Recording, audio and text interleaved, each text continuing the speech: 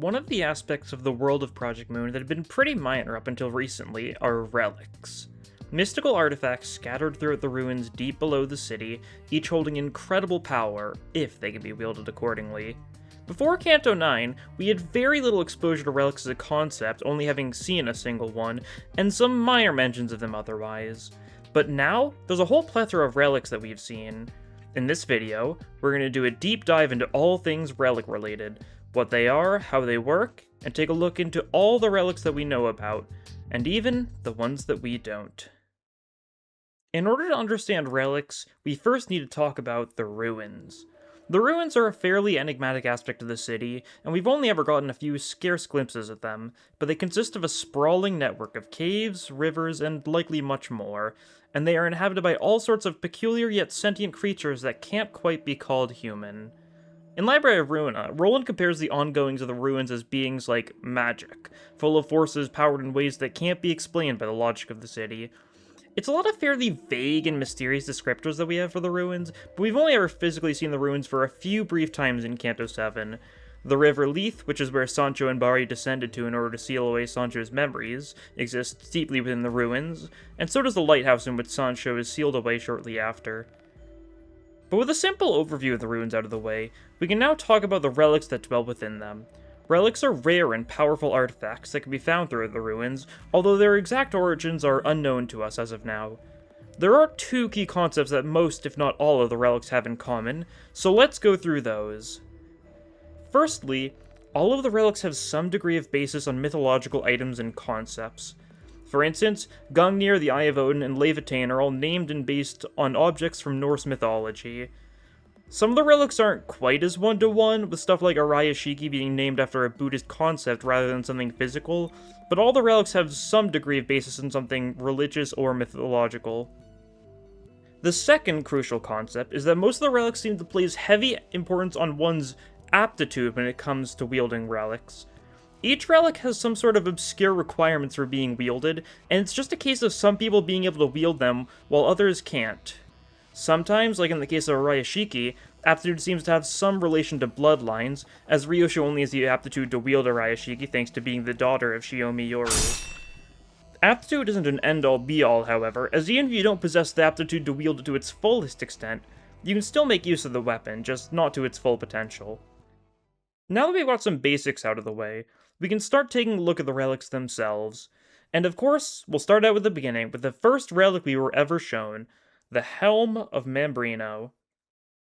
The Helm of Mambrino is a very interesting relic to talk about. Despite being referred to as a helmet, it's a lot closer in appearance to a mask, and its effect is rather simple. Whoever wears the helm shall be viewed as an equal in the eyes of the beholder. Back in the days of La Mancha Land's prime, there was an odd relic peddler who would frequently stop by La Mancha and scam La Mancha Land's Don Quixote by selling him fake relics time and time again. Dulcinea, representing the majority of the Blood Fiend's desire to stop with the carnival act and drink real blood once again, managed to get information out of this relic peddler regarding the location of the Helm of Mambrino, and gave this information to Don Quixote. Don Quixote and Sancho then went on a quest to retrieve the Helm of Mambrino, and when they came back, the plan was put into place. With the Helm of Mambrino and Don Quixote, the Blood Fiends all viewed him as an equal, allowing them to bypass their innate ability to defy their elder and put La Mancha Land's fasting of blood to an end. Sancho refers to the Helm of Mambrino as being a cursed relic, and it certainly seems that way. The stated ability of it doesn't inherently give any strength, and nothing else in Limbus implies that it has any abilities beyond that. Now, don't get me wrong, making yourself seem an equal can definitely be a very useful thing to make use of, but it's a very vague ability. If a peasant in possession of the helm were to appear before a king, the king would see him as a fellow king, that sort of thing. A warrior would see the bearer of the helm as an equal warrior. Stuff like that. This is all just speculation, however, as equal can mean a lot of different things, but the Helm of Mambrino is a far cry away from its literary source. In the book Don Quixote, the delusional knight Don Quixote spots a barber using a wash basin in order to try and block the rain coming from above. Don Quixote spots the wash basin and believes it is none other than the legendary Helm of Mambrino. In reality, it is little more than any other wash basin, and you can pretty clearly see how Limbus draws inspiration from the Helm of Mambrino's role in the source material. Don Quixote goes on a quest in order to get the Helm of Mambrino, but it ends up being a lot less glamorous in reality. While this does provide the basics for the literary base of the Helm of Mambrino, the helm being referenced in Don Quixote is due to it originating from a source even before then, more specifically the Italian poem Cantare di Rinaldo. Cantare di Rinaldo is an Italian adaptation of a French poem known as Renaud de Montauban, and it makes a number of changes to it, such as the introduction of Mambrino. The main character, Rinaldo, had slain several of the giant Mambrino's brothers, so Mambrino had begun an advancement into the kingdom in which Rinaldo resided in. Rinaldo ends up besting Mambrino in combat, and slices Mambrino's head clean off, taking his helmet in the process. Now, the Cantare di Rinaldo is a very interesting thing to have relevancy here, as it is one of several Italian tales regarding a group of French knights, those being the Knights of Charlemagne. Another poem of this set that you may have heard of before is Orlando Furioso, that being the book that Library of Ruina is pretty heavily based on. In the world of Project Moon, the Knights of Charlemagne have been reimagined as the fixers of Charles's office. Roland, Ogier, Astolfo, and even Rinaldo all take their origins from French poems, or more specifically, Italian poems based on those French poems. To get back on track, however, the Helm of Mambrino's main claim to fame comes from Rinaldo's appearance in Orlando Furioso, in which it is stated to grant invulnerability to its user. This is also stated to be the reason for Don Quixote's interest in the supposed helm in his Book of Origin, and it lines up across both sources there. However, Limbus treats the Helm of Mambrino in a very different way than those sources. Invulnerability itself is a pretty bland power, so I'm not surprised, but if you take a look at its effects through the lens of comparing to its predecessors, we see that the invulnerability has been transfigured instead of dropped entirely. It's more of a social invulnerability than one in terms of combat. If everyone sees you as an equal, then you aren't susceptible to being targeted due to being weak, and therefore an easy target, nor are you strong and therefore a target who would give great benefits for being taken down. While there certainly are those in the city who would prefer to target people the same level as themselves, most of the time it comes down to hitting down or hitting up, as the former is safer, and the latter is more risk, more reward compared to hitting your own level. There's also the question of aptitude. Is it possible that this effect of the Helm of Mambrino is only gained due to people lacking the aptitude to wield it properly? It definitely is a possibility. If the right person were to come along, maybe then it would have granted them invulnerability, and the only reason why the helm was seen as a cursed relic was due to only having been found by those without the aptitude. It's definitely worth keeping in mind that all this stuff happened 200 or so years prior to when Limbus Company itself takes place, so if the study of relics wasn't as thorough back then, it could very well be that it was simply boiled down due to being cursed. If the aptitude thing is in play, then it definitely does raise the possibility that the Helm of Mambrino ends up in Rinaldo's hands one way or another, and then the literary origins would come full circle. And as far as where the Helm of Mambrino is post-Canto 7, we don't really have much of an idea. During the final fight against La Mancha Land's Don Quixote, he discards the helm in between phases 1 and 2 of the fight, and it doesn't get referenced again for the rest of the canto. Chances are P-Corps managed to get their mitts on it, given how they also were prepped in order to take Don Quixote's body right after the conflict, and it's possible they could find some sort of way to make use of it. It is very funny to trace back the Helm of Mambrino, though. It's in a Korean game, taking inspiration from a Spanish novel, which took inspiration from an Italian poem, which itself took inspiration from a French poem. Sure thing. Before we continue, if you're a big fan of this type of video, make sure you like and subscribe for more. I do occasionally do videos along this sort, usually one every, couple of months or something, and I do want to do more, so, all the support is greatly appreciated. But without further ado, let's get back to it. After Canto 7, it'd be a little bit until we got introduced to any more artifacts, but Canto 9 ended up being the motherlode, introducing 4 more artifacts, quintupling the number we knew of beforehand. First off, we have the relic wielded by the baby bee himself, the newly appointed colors fixer, the yellow harpoon, it's a fine name, whatever, Vespa, and his relic Gungnir. The yellow harpoon, Vespa, is in possession of 2 weapons, a yellow huandao and a golden harpoon. The latter of the 2 is none other than a relic known as Gungnir. Our first exposure to Gungnir comes in the Distortion Detective web novel, in which Vespa makes an appearance first as an antagonistic force against Moses, and later ends up joining her team as they scavenge through Nestel. While Vespa stated throughout to make use of the Huando and the harpoon as his weapons of choice, Gungnir remains unnamed throughout all of it. All we really learn about Vespa's harpoon is that he has the ability to recall it at will, causing it to come flying back into his hand. When Vespa makes his appearance first in Part 2 of Canto 9 in Limbus Company, we get to learn plenty about Gungnir by looking through the information in his passives. A precious relic of the highest rarity found in the depths of the ruins. It was by mere coincidence that a young boy, blood-soaked, came to be in possession of the spear tip. Coincidentally, he also possessed the aptitude to wield it. There's a lot to go over from this one passive alone. Gungnir is stated to be a relic of the highest rarity, which is another concept among relics that becomes a little prevalent throughout Canto 9. Honglu says that relics are so rare and expensive that even the 4 families of Hongyuan don't have that many of them, let alone rare ones. So some relics are just innately more powerful than other ones due to being rare, I suppose. Also definitely hints at the idea that much more common relics are, well, common, meaning there's multiple of the same relic for some of the lower scaled ones. I'm not super sure as to the extent of this, but if there was a relic based on something that did have many copies in its source, then it would make enough sense, I guess. Another interesting part is how Vespa came to acquire Gungnir. It states that he found it when he was a blood-soaked young boy, and that it was deep in the ruins, but we know very little about Vespa's story, so it's hard to piece together the specifics. The main things we know about Vespa are that, A. Vespa used to be a taboo hunter for N-Corp. While it is possible that Vespa found Gungnir while he was an employee of N-Corp, the fact that the passive specifies that he was a young boy makes it sound as though it happened when Vespa was a child or a teenager.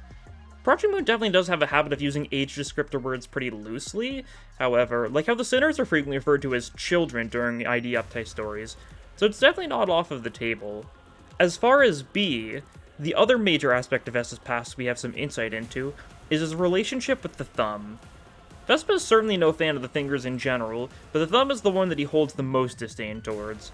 In his character page in Distortion Detective, it lists the thumbs as being one of his dislikes in particular, on top of Moses picking up on Vespa having some sort of negative reaction to a mention of the thumb's purge. The blood-soaked part of his descriptor definitely implies that Vespa was in quite a spot of trouble when he first found Gungnir, so a possible series of events was that Vespa took to hiding during some sort of thumb purge, managed to find some hidden access point into the ruins, and stumbled into Gungnir in there. This is definitely pretty heavy speculation, and this is based on the very little info we have on Vespa's background, but it's pretty common in storytelling that if we only ever get a few details of a character's backstory, those few details are the ones to tie everything together. It's not out of the picture. The final key part of Vespa's chance encounter with Gungnir comes in the form of aptitude. Seemingly by chance, this legendary relic a wounded child encountered was one that he possessed the aptitude to wield to its fullest. What is coincidence indeed? Aptitude is just a really strange thing to try and piece together. If the aforementioned theory regarding the thumb purge is true, it's possible the aptitude is related to Vespa being someone in need, like the kind of thing you'd hear in fairy tales? Hard to say. It's as good a time as any to delve into the mythological basis of Gungnir. Like many other relics introduced in Canto 9, Gungnir draws inspiration from Norse mythology. Gungnir was the spear wielded by the Allfather Odin, the Norse god of death and warfare, and the father of all mankind, being why he is referred to as the Allfather. In many cultures, a god of death wouldn't be treated with such high prestige, but for the culture of the Vikings, who are best associated with Norse mythology, an honorable death was paramount to their way of life. Now, regarding Gungnir itself, it's a spear that was stated to never miss its target, and it was one of 3 creations forged by a group of dwarven smiths as a way for the trickster god Loki to pay the gods for his mischief. There's a little more to the story than just that, but very little of it relates back to Gungnir itself. Despite Odin being so closely tied to Gungnir and being frequently depicted with the spear, we don't really have much information regarding it. However, the fact that Odin only ever obtained Gungnir in the first place was directly due to the actions of Loki is a very fascinating connection to make. After all, Vespa's foe during the 3rd act of Canto 9 was none other than Matthias, who had a relic of his own, Loki's own blazing blade, Laevateinn.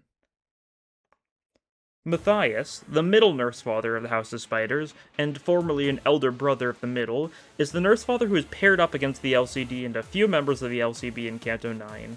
Slung onto his back is a giant sealed-off greatsword, which is none other than the relic Laevateinn. While the sword starts off sealed away, over the course of the 2 combat nodes in which the fight against Matthias take place in, the seals are removed one by one until the shackles are released.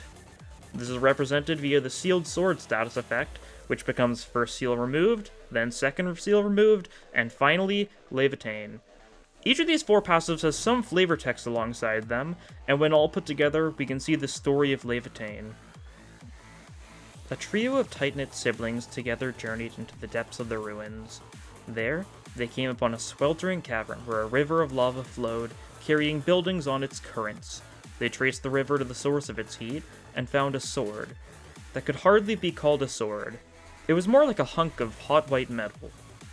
As the eldest brother, I claim this sword as mine. The eldest brother's declaration sparked the inappeasable flame of desire and envy into the youngest brother. So, I killed my brother and sister both, and took the sword as my own. I left no evidence behind, but the eyes still gazed upon me with doubt, and when they cast me into this hell, I fell without resistance. Still, I did not lose my smile, for the Sword of Legends was mine. This youngest brother was none other than Matthias, who was so overwrought with envy that he was willing to forsake the middle's sworn bonds of loyalties and kill both of his siblings in order to claim Laevateinn as his own. Mythologically, Laevateinn is a weapon of unspecified type that is primarily associated with Loki. I say unspecified type because in reality, most interpretation of Norse mythology can't come to a consensus on just what Laevateinn is. Some scholars suspect that it is a sword like the form it takes in Limbus Company, but it's also been seen as a magical wand or some sort of dart. Myths aren't exactly specific on what the weapon consists of. Regardless, the mythological origins of Laevateinn aren't as crucial here as another Norse tale is, that being the story of the god Baldur. Now, Loki is often depicted as being a god all about mischief and trickery, but he's also often associated with betrayal, and the story of Baldur is where a lot of that is rooted in. You see, the god Baldur received a prophetic dream of his own death, and in order to prevent this from coming true, his mother, the goddess Frigg, went to every single object on Earth and made each and every one promise to never hurt Baldur. However, there was a single object missed, that being mistletoe, likely due to being just such a minor plant that it could never kill Baldur. Loki, however, having learned of this, fashioned a spear out of mistletoe and gave it to Baldur's brother, the blind god Hoer. The gods had all believed Baldur to be truly invincible, and therefore had made throwing various things at Baldur into a spectacle.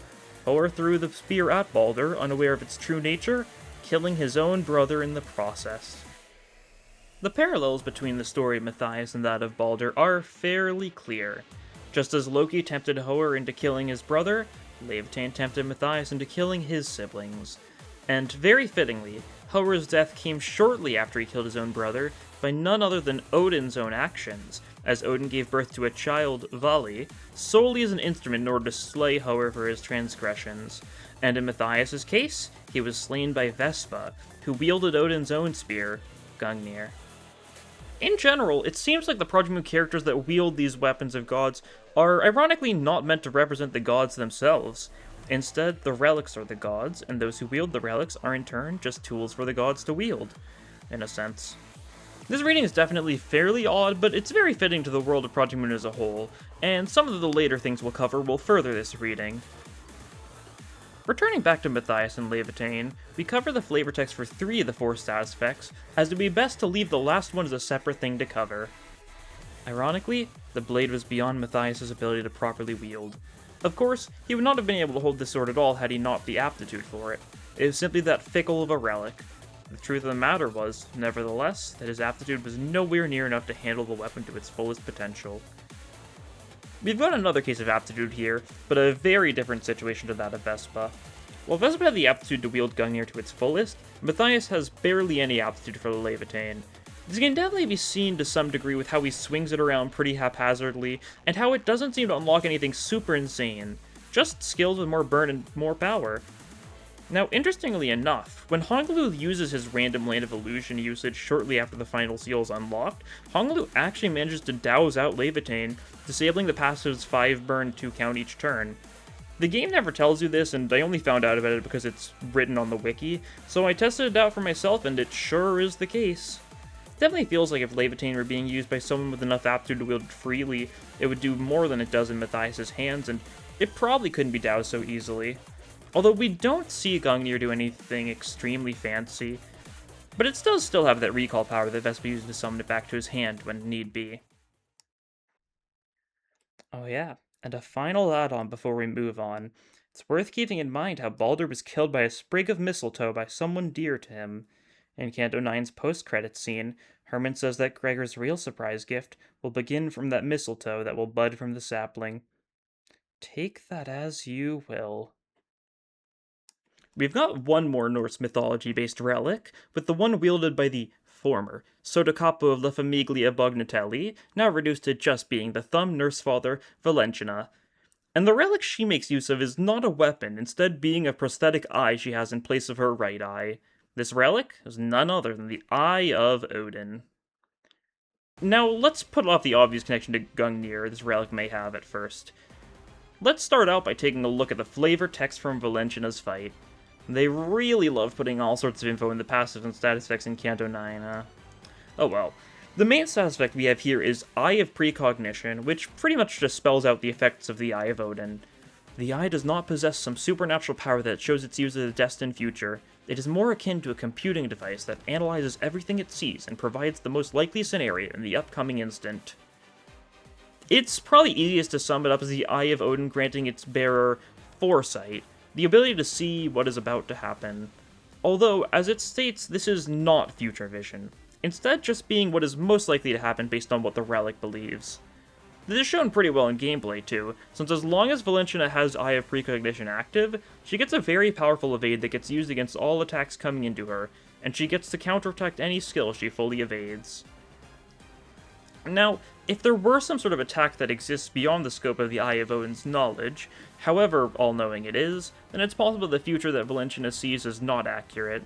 It's very likely this ties how she was able to be bested by the Roach Emperor so quickly, as if the Roach Emperor had never truly hatched before and Valentina had only heard hushed rumors about it, then the foresight she's so accustomed could have just given her the wrong outcome, or no outcome at all entirely.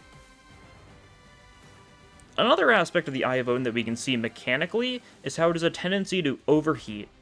From using the Eye of Odin too much, it gets too hot and stops functioning for a time, giving you 3 turns to wail on Valentina without having to worry about precognition.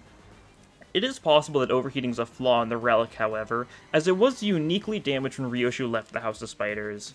Ryoshu made sure to cut at least something of importance of each of the Nurse Fathers with her sword Arayashiki, Shiomi's tongue and life, Rien's face, Matthias' arm, Callisto's magnum opus, and for Valentina, Ryoshu sliced through the Eye of Odin. We don't know just how much lasting damages were done by this attack, but the status of her Eye of Precognition shows the eye with a large red slash going straight down the middle. Definitely makes it seem like there is at least some degree of impact on the Eye of Odin thanks to this, and it wouldn't be odd if that was also the case because of the relic's overheating issues. Virgilius does refer to the eye as being a half-functioning relic, so it's pretty likely the case. Unlike the other relics that showed up in this canto, there was absolutely no mention of aptitude in regard to the Eye of Odin. However, it is possible that this is due to Valentina just having the aptitude anyways. The Shame of Famiglia Bognatelli passive description states that Valentina was a inheritor of the Palermitan style and a wielder of our family heirloom. If the family heirloom in question was the Eye of Odin, it certainly would add up. Now, I am perfectly aware that the family is in pretty heavy quotation marks here, as a lot of familiar terminology is used by the thumb despite there being no blood relation most of the time, but who's to say aptitude is inherently blood relations? It's possible that Valentina has the aptitude because she is a part of the Bognatelli famiglia, blood connection or not. Aptitude is still just a really weird thing to try and resolve. The lesson amount of focus on aptitude in the acquiree of the relic compared to Gungnir and Laevateinn means that it definitely could just be a much simpler situation than those prior relics, or it could have just been deemed as relatively unimportant in the grand scheme of things. Now, let's go back to the Odin connection. Vespa wields the Spear of Odin, and now Valentina wields the Eye of Odin. Just what connections may these two relics have? Let's take another mythological dive into the Eye of Odin in order to answer this. In the myths, Odin sacrificed one of his eyes to the well Mimisbrunner, and in exchange he was able to take a drink of the water, gaining nearly infinite wisdom in doing so. Project Moon's Eye of Odin takes a pretty simple approach to converting it over. Instead of losing an eye, the knowledge requires you to lose an eye and replace it with the Elic, and instead of infinite wisdom, it's a pseudo-future sight ability. Now, what we really need to try and glean out of the mythological sources is this line from Valentina's passive. This relic, known as the Eye of Odin, is but a third of a whole relic that was broken into 3 parts. We know the Eye of Odin is a part of a set of 3, and a set of 3 that were once 1, but just what could this set consist of? Now, unfortunately, if we try and figure out what the set of 3 is, we've got a lot of possibilities to go through. Mythology absolutely loves the rule of 3, and Norse mythology is no different in that sense. It's possible this set of 3 has to do with the Mimisbrunner, as it was one of 3 wells of water at the root of the World Tree. Or it could possibly be a set of 3 based on various things sacrificed to Mimisbrunner, as there are also versions of the story in which the god Heimdall sacrificed his ear. There isn't a very reliable third choice for that idea, so it's another pretty shaky answer. However, if we think back to the story of Gungnir, I mentioned that Gungnir was part of a set of 3 crafted by dwarven smiths. The set of 3 consisted of Gungnir, a magical boat, and a lock of hair. Yeah, it's definitely not this 3. However, there is a second set of 3 from the same myth, in which a different set of groups made a different trio of mystical artifacts, that being a golden boar, a duplicating ring, and the hammer Mjolnir. Yeah, this 3 is also pretty unrelated. But what if instead of looking at one of these preset groups of 3, and instead we tried to create a new set of 3 based on some different correlation? The duplicating ring that I just mentioned as a part of that second set was Draupnir, and its owner is none other than Odin himself. If this ring were to be introduced into Project Moon's world, then we would have a grand total of 3 relics based on the possessions of Odin: Gungnir, Eye of Odin, and Draupnir. There are definitely some oddities to this theory, such as how it was stated that it was 1 relic broken into 3 parts, but it's hard to think of anything that would elsewise fit. It would possibly also explain how the Vespa came into contact with Gungnir, as if all 3 of these relics were related to the thumb somehow, potentially something like the original relic split between 3 different families, with one of them being lost and Vespa coming into contact with it. I could see something like that making some sense. This is definitely just a big theory though, and we don't have any evidence for Draupnir existing at all, but there's definitely some pieces falling into place that leaves it a theory with some degree of potential. Alright. We now finally get to leave the world of Norse mythology with what is undeniably the most important relic of Canto 9 and the sword that single-handedly caused the entire story and Ryoshu's life as a whole, Arayashiki. The name of that sword is Arayashiki.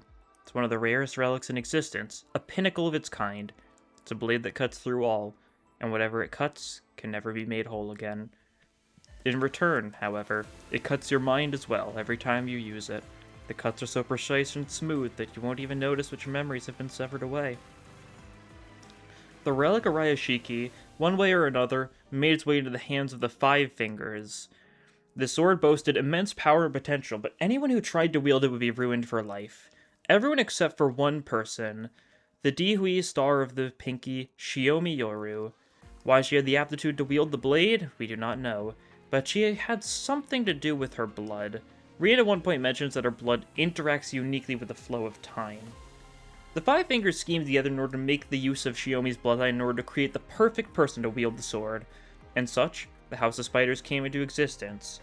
A child of Shiomi's own blood, raised from birth by high-ranking members of each and every one of the fingers, so that she would one day be able to wield Arayashiki. That child, of course, was Ryoshu, or Yoshihide as she was known as then.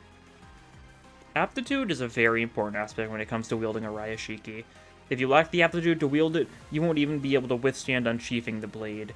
Shiomi was the only one who was able to wield it safely, although safe is relative.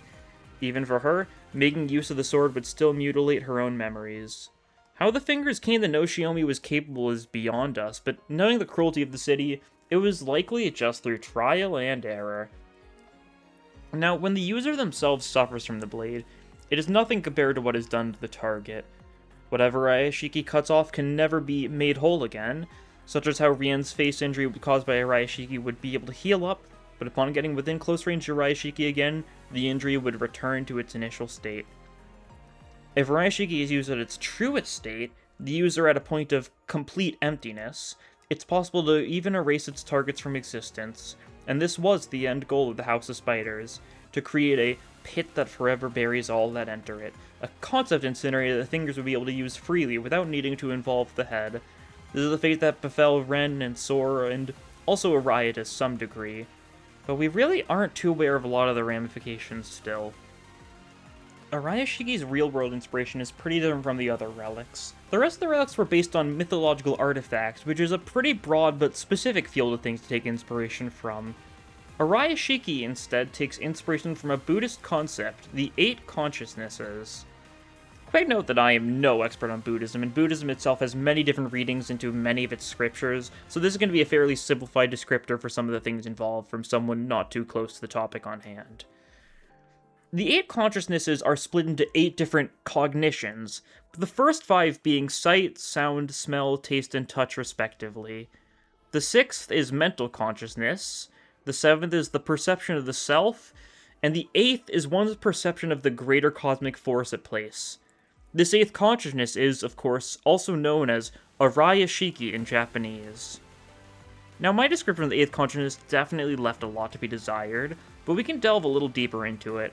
Part of what the 8th consciousness serves as is a receptacle for the surrounding world, storing the information from the other consciousnesses received. So to say, it serves as a receptacle of memories.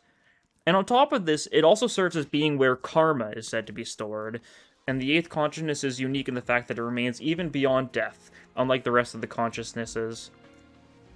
Now, if we take a look at Arayashiki through the lens of it being a receptacle of memories and karmas, we can take a look at it through a bit of a different light. Karma is the idea of good actions resulting in good results in the future, while bad actions result in bad reactions in the future. Every action has a reaction, cause and effect, that sort of thing. Arayashiki, being a receptacle of memories, takes the memories of the user, and as a sort of karmic repayment, it allows for the sword's power to be unleashed, allowing for it to cut through anything and even erase memories of the target ever existing. Buddhism's connection to Ryoshu in general is also pretty apparent, as in the book Ryoshu is based off of Hellscreen, the artist Yoshihide is commissioned to create a depiction of Buddhist hell, which serves as the focal point of the story. And in Limbus Company, Ryoshu is the Hellscreen in question, painted by the actions of Rien and the other Nurse Fathers. Now, it is still an odd thing to use inspiration for a relic, as it breaks the pattern seen up until now, but it's very worth keeping in mind that relics could take inspiration from more figurative concepts, and don't solely need to be based on physical objects from various beliefs. Now, that's it for the 5 relics that have been named up before that point, but that's far from where we're ending this video, as there's still plenty more relics that we may or may not know about. And of course, that requires us to take a look at the resident association that specializes in the acquisition and research of relics, the DHE Association. DHE is the 10th association, and its primary focus is on the acquisition of knowledge. However, DHE Association's South Section 3 Director Merceau, bit of a mouthful, his Uptai story contains some pretty key information regarding DHE as a whole. DHE Association frequently makes use of the runes as a site of education, and uses the study and analysis of relics as another way they build up knowledge.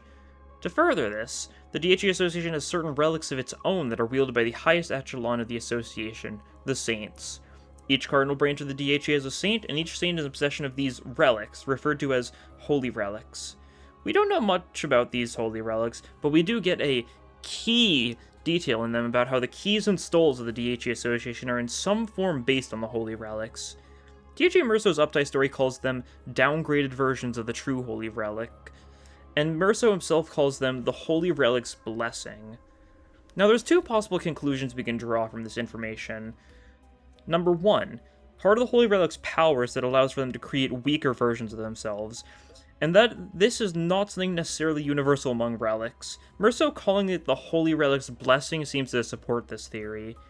Or option 2, there exists some sort of technology or method to create weakened replicas of relics, and that this is something that can be done to most if not all relics, potentially maybe only the common ones. The narration calling it downgraded versions of the true holy relics seems to more accurately fit this interpretation. Now, I think 2 of these conclusions, either of them can be true, although I personally lean towards the latter, due to reasons we'll get to later. It's certainly safe to say, whichever answer is correct, these replicas of relics are undeniably weaker in terms of strength and ability than the holy relics they're based on. That being said, if the key we see from DHE Honglu is merely a lesser version of a holy relic, then just what is the holy relic of DHE South? We've got a decent amount of insight into it, surprisingly enough, simply by taking a look into the inspiration behind the DHE Association, the Holy See. The Holy See is the name of the governing force of the Catholic Church, led by the Pope in the Vatican City. DHE Association is the 10th Association, and DHE means 10 in Italian. DHE's Italian inspiration focuses pretty heavily on the Catholic Church, which can be seen fairly clearly in how DHE Association's logo draws from the logo of the Holy See, specifically with a focus on the key. The keys present in the logo of the Holy See are referencing a line from the New Testament of the Bible. I will entrust to you the keys of the kingdom of heaven. Whatever you declare bound on earth shall be bound in heaven. Whatever you declare loosened on earth shall be loosened in heaven. Matthew 16:19.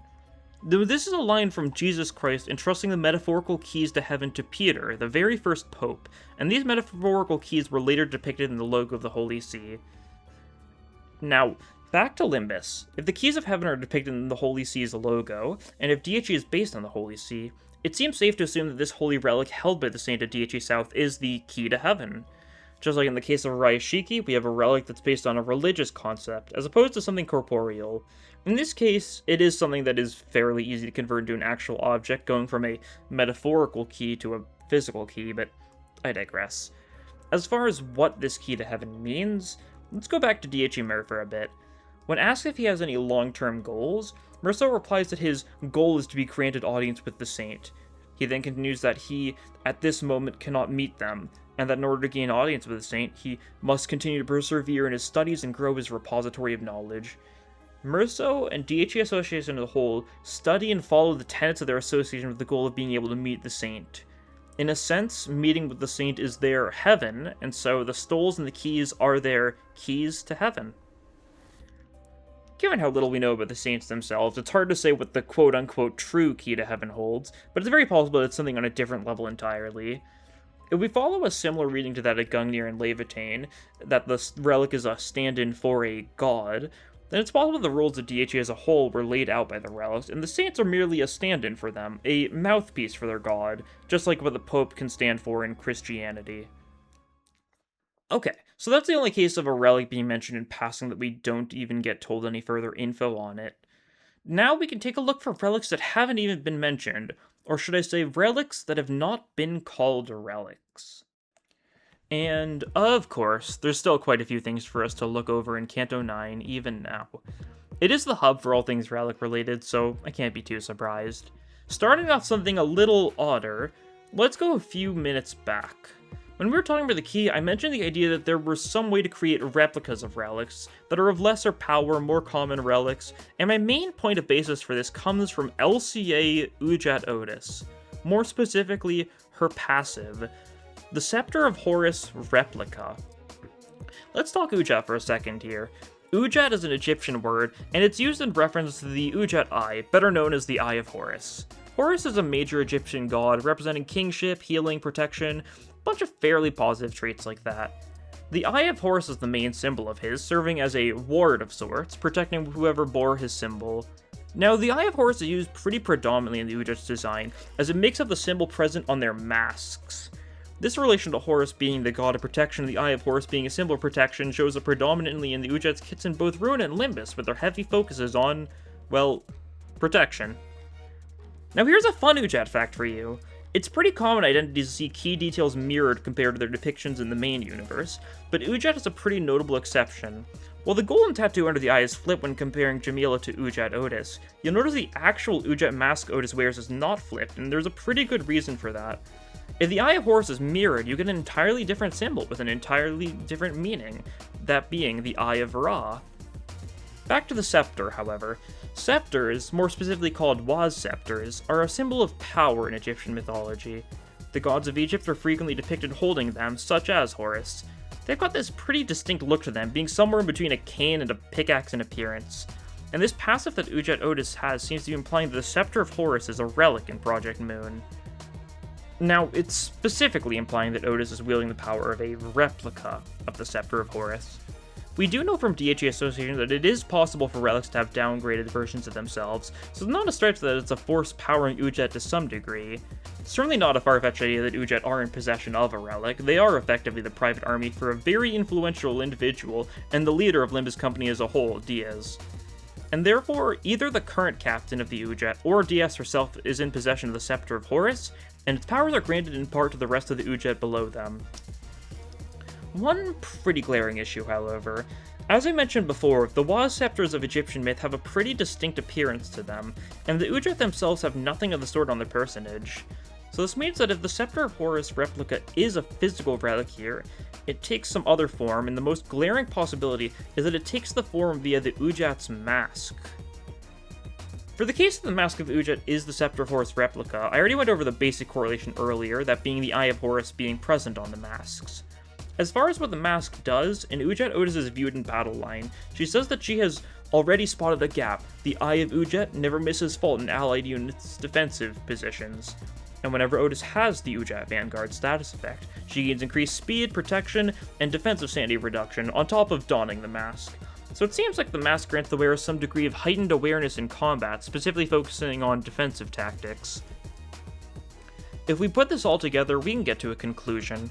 While the historical Waz Scepters were frequently depicted on gods, they were also physically wielded by the pharaohs of Egypt, and the pharaohs were sometimes seen as the divine incarnations of Horus. Therefore, the pharaoh, in the case of Limbus Company, Diaz, wields the Scepter of Horus, and the Eye of Horus, the protective ward she grants to her subjects, takes the form of this Scepter of Horus replica, that being the Masks of Udjat. Back to Canto 9 once more. We know that two of the Nurse Fathers wielded relics, but it's possible that Rian also had some sort of relic on his personage. Rian's weapon, the strange hilt that takes different shadowy forms to match the will of the prescripts, is referred to as the Oracle Device Caduceus in Rian's passive, and the Caduceus is best known as being the staff of the Greek god Hermes. Hermes has been brought up a few times with regards to the index in Canto 9. In Sora Dawn's Uptai story, Rian Yisong first refers to the prescript as Hermes before correcting himself. In Canto 9, Rian himself says that Hermes is the one who deigns to grace him with the Whispers, referring to the prescripts granted to him via the Viper. In the fight against Rian, he has a status effect called Procuration Hermes, with the description, "As my god commands." And finally, in the second phase of the fight, the description of the passive Oracle Device Caduceus, Full Unlock, says that the Caduceus is an unparalleled weapon and a curse bestowed by Hermes, a god of the city whose prescripts are distributed by radio waves. Based on all this information, we now know that Hermes is a god of the city in which the index follows the will of. Now, Hermes is a god that represents a lot of different things, but one of his main duties in Greek mythology was to be the messenger god. His role was to be the god who takes the divine messages of the gods above and deliver them to people below, which is reflected pretty clearly in the index. If we take a look at the index in Ruina, we can also see this connection to Greek mythology didn't come out of nowhere. Moirai, the weaver of the index that Jan meets, is named after the Fates, Greek deities who spin the thread of, fate, defining who lives and who dies.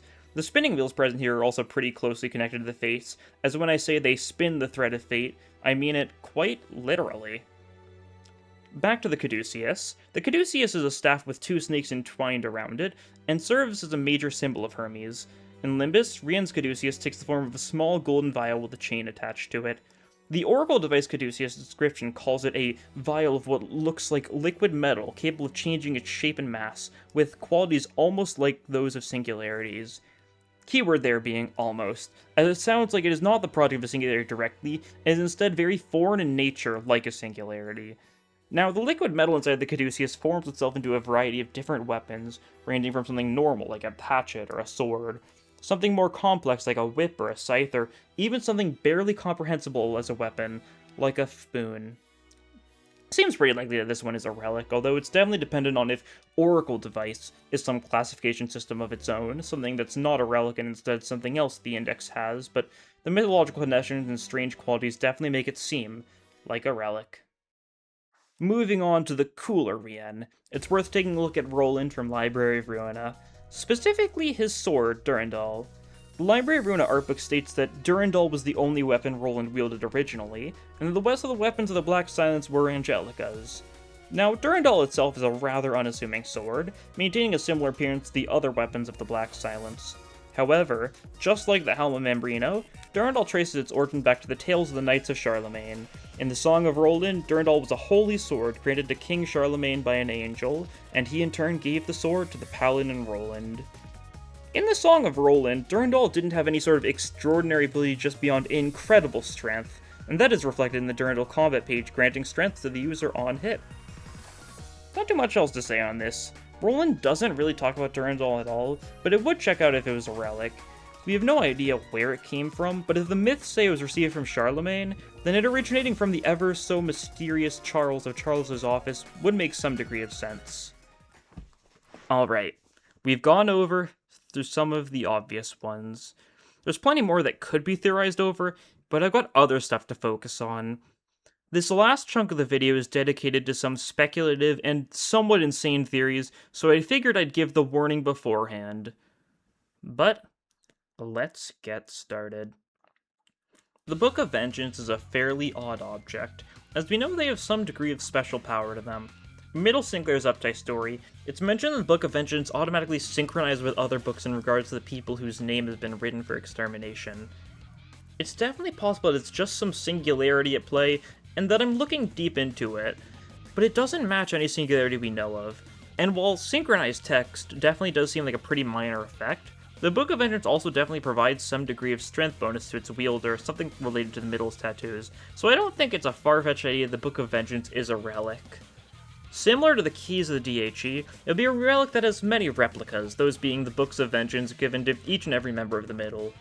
We don't know anything about the head of the Middle, whatever exists above the tier of the eldest sibling, but they likely be where the original Book of Vengeance lies. The main weakness of this idea is that the Book of Vengeance has no obvious mythological basis to it, but what if we were to give it one? My somewhat outlandish theory, which has some degree of merit to it, is that the Book of Vengeance is a relic based on the Egyptian Book of the Dead, and that the Middle as a whole has Egyptian theming to it that we just don't know about it yet. Alright, let's take this one part at a time. The Book of the Dead is the name that's been given to a certain variety of Egyptian writing, that being papyrus scrolls which contained all sorts of spells and funeral rites to them, the main purpose being to guide the deceased into the Egyptian underworld, known as the Duat. I call the Book of the Dead a type of writing, as there isn't one single one. There were books of the dead scattered throughout all of Egypt during its heyday, and they often varied in contents regarding specifics, although later on they were standardized and synchronized up with each other. Something Canto 9 did for the Index was to recontextualize what we knew about the Index to a great degree, with the introduction of Hermes as a driving force, and the god of the Index. This recontextualization wasn't truly out of nowhere, however, as it tied back to what we knew in Ruina via Moirai. Similarly, if we take a look at what we knew of the Middle in Ruina, there's only one place to look. Tanya, former member of the Middle who ended up joining the Reverberation Ensemble. Now, Tanya has a pretty notable amount of Egyptian theming to her, namely with her wolf head, as it bears heavy similarity to the Egyptian god Anubis, best known for having the body of a man, but the head of a black jackal. I've presented a lot of information to you that does seem only vaguely connected, so here's where I'm going to try and tie everything together. Tanya being based on Anubis is the first part to examine. Anubis is a very fitting god for the Middle, as Anubis' role is to weigh the sins of the newly deceased after they made their way into the afterlife. This was done through weighing the deceased's heart on a balance scale against the weight of a feather, and if the heart weighs more than the feather, their sins are too great and the soul was devoured. This process is featured quite predominantly in the Book of the Dead, and it fits the Middle to a T, weighing their sins and the disposal of those who have sinned.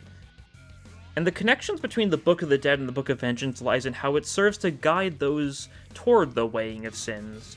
The Book of Vengeance is a book of funeral rites, but instead of it being in the sense of rites one performed during one's funeral, instead consists of the sins the Middle considers worthy of sending one to a funeral for.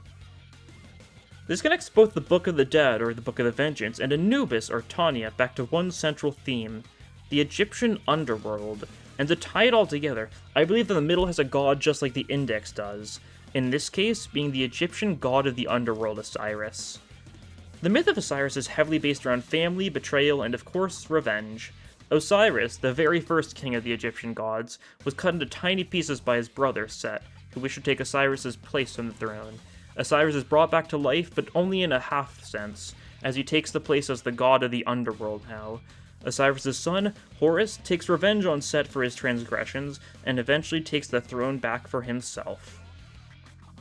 The idea that the Middle has a god of its own may be a little off-putting, but we do know that there are a myriad of gods of the city through the city, so the idea that the other fingers have gods could have some degree of backing to it.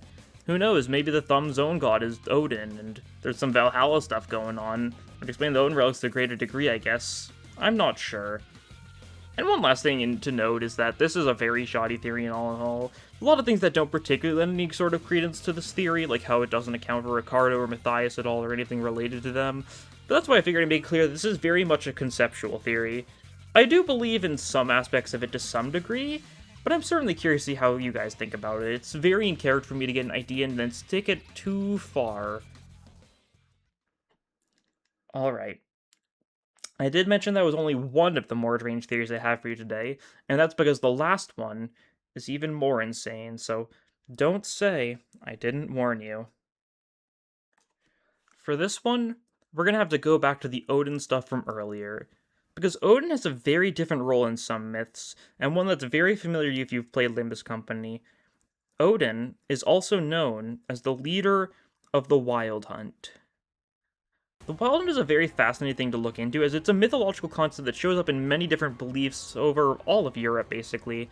And in Norse mythology, the Wild Hunt is led by none other than their god Odin.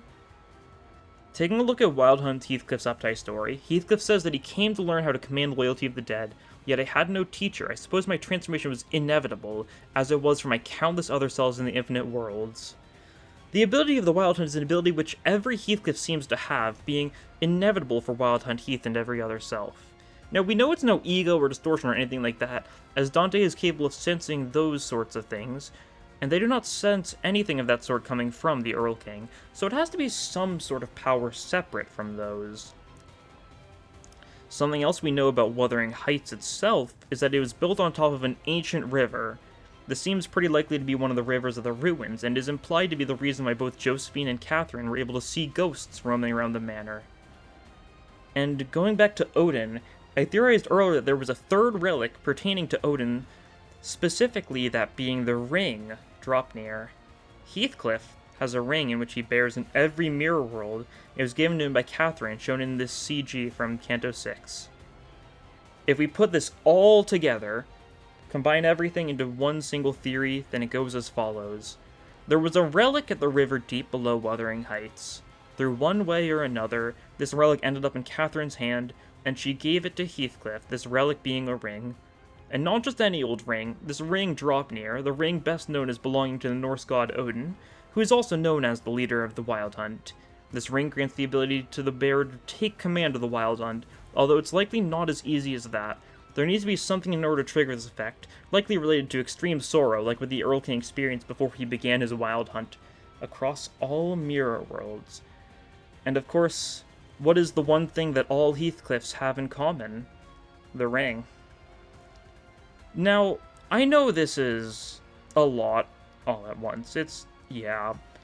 I just noticed that there were a lot of things running parallel to each other in the research I was doing, and it kind of falls together like that. I'm certainly not going to act like it's a perfect theory, because it's far from it. There's a lot of flaws. But frankly, I think I'm just going to leave the theory at this. I could try delving deeper into it, but I'm pretty unsure of a lot of it myself. There's no way I was going to not mention this crackpot theory of mine, though, because there are lines to be drawn. It does kind of feel like the One Piece image where it's just like circles around a girl and an elephant, but what is theory crafting, if not that? There's plenty more things throughout Project Moon's world that you could probably try and theorize about being relics. Honglu's Jade Eye, Demian's Scarf, Leiheng's Tiantui Star's Blade, Certain Cigar's Bastard Sword, Papa Bongi's Ladle, whatever. Project Moon loves having their weird power systems, and relics being added into the mix of things, of abnormalities, singularities, ego, distortions, just means more interesting things to theorize. And personally, I just love mythology. I grew up on a lot of mythology stuff and read it all the time when I was younger, so when Relics became a widespread thing in Canto 9 and I had an opportunity to do a bunch of research on mythology for a Limbus video essay, how could I not? But the main thing is, don't take any of my theories to the grave. Another frustrating but great aspect of mythology is how there's never just one interpretation. There's always versions upon versions of each tale, certainly preventing there from being just one canon to them, but that transient nature has a lot of value in itself when it comes to how you choose to read them. But that'll be all for this time. Thank you all for watching, and I'll see you all next time. Bye!